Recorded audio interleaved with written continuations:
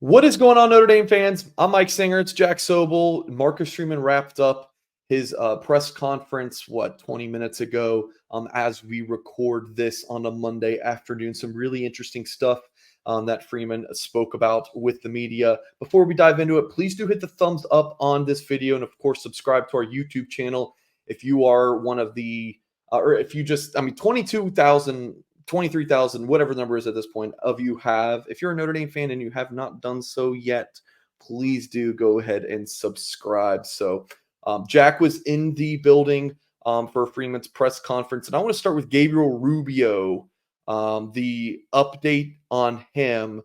He played, 19 snaps, had a tackle, helped pressure Navy's quarterback in that Josh Burnham sack. But Rubio's going to miss some time. Yeah, Freeman announced, and correct me if I'm wrong, Mike, but I don't think I didn't really notice him get hurt during the Navy game. But Freeman announced that Gabriel Rubio, and to be clear, this is the only injury he had to report. So overall healthy showing out of this game, but Rubio will miss. The phrase used was a couple weeks with a knee injury. So that is the update on Gabriel Rubio. We actually, I don't think I've told you this yet, Mike. We saw it when Freeman and the media were walking out of the press conference. Like, we saw Gabriel Rubio walking past the stadium, and he didn't look like he was limping too bad. Freeman was like, "Hey, Gabe, I told the media you're going to play next week." So he was kind of joking about it. Then Freeman gave him a golf cart ride to wherever he was going. So I wouldn't. It's obviously it's not ideal for Notre Dame. Rubio, like you said, he helped force that Josh Burnham sack. He had the pressure there. Notre Dame is thrilled with what he was able to do in fall camp. They love him as part of that too deep on defensive line. But Notre Dame has 4, including Rubio, defensive tackles that they really like. They liked what they saw from Donnie Heinisch in fall camp. He played 5 snaps towards the end of that game. So losing Rubio for the next couple weeks, not the end of the world for Notre Dame. Of course, Tennessee State this weekend should be fine. And then it would be nice to have him at NC State.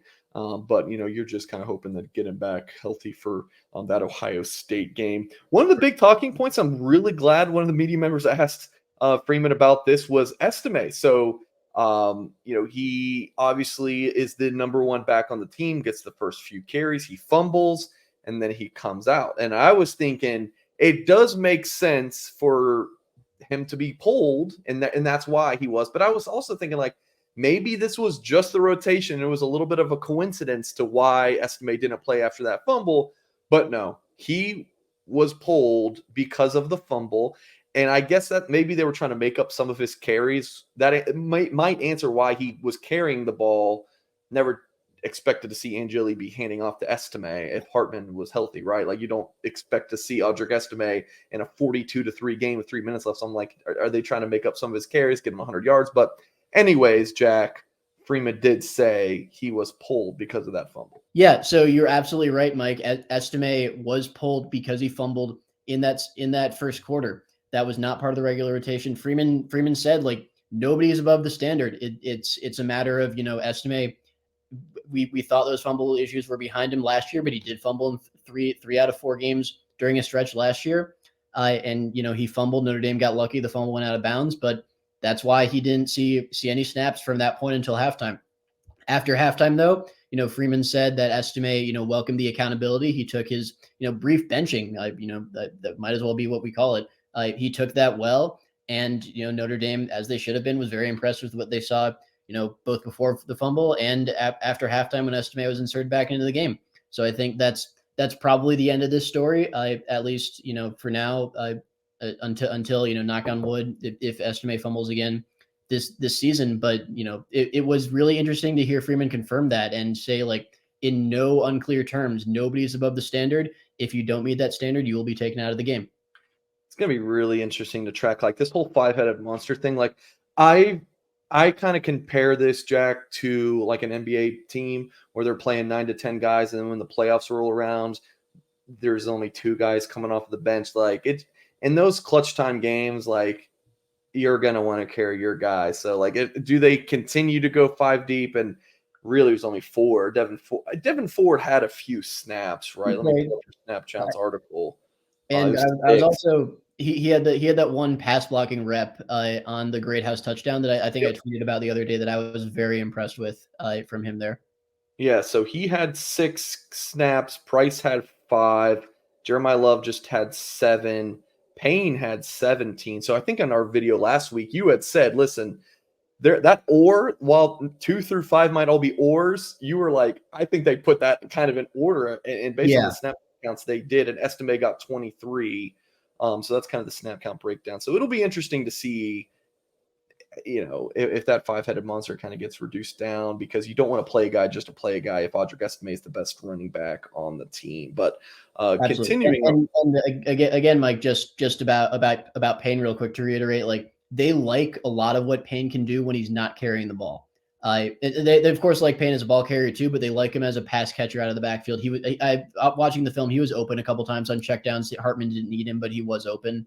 And they like what he can do there, and that's why he's probably going to see. He will probably see, I would say, the second most snaps going forward. how about this, Jack? We're this deep into a video. We haven't even talked about Sam Hartman yet, so let's do that.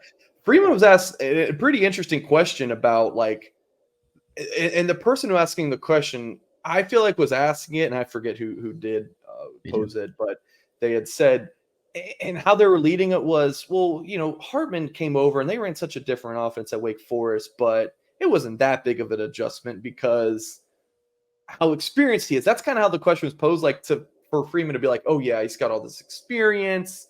It wasn't an adjustment. And you know what Freeman said? Oh yeah, there was definitely an adjustment in spring.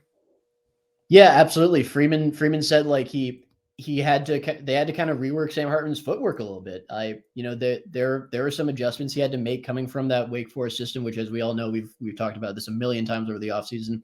The slow mesh, not in a pro style system. It was a big reason Hartman made the transfer to Notre Dame, because he wanted to show NFL scouts like, hey, I can play outside the system. Trial 1, very good so far, but in nitpicking a little bit, Freeman, acknowledged that he was being picky, absolutely nitpicking.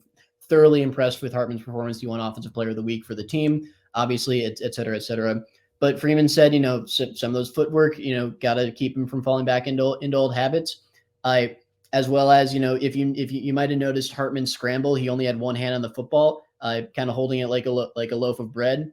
You saw the LaShawn McCoys going back to the Walter Paytons. You see them carrying it like that.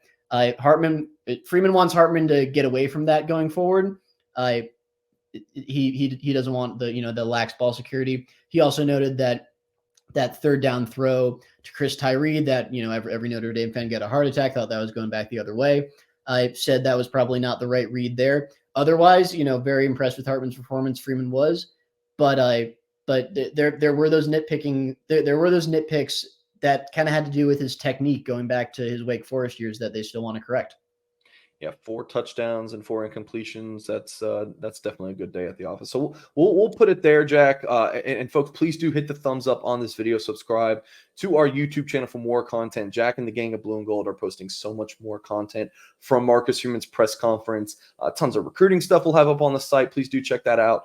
And much more leading up to Notre Dame, Tennessee State this Saturday. Appreciate you guys for watching it. And as always, we will catch you next time.